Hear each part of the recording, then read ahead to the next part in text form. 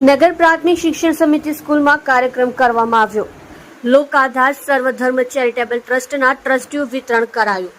સહેલા પઠાણ, પુષ્પા રાજપૂત, હાજર પઠાણ, સુધા સોલંકી, સાલિના ખાન, હસીના ખાન અને રહીમાબેન સહિતના ટ્રસ્ટીઓ ઉપસ્થિત રહ્યા હતા.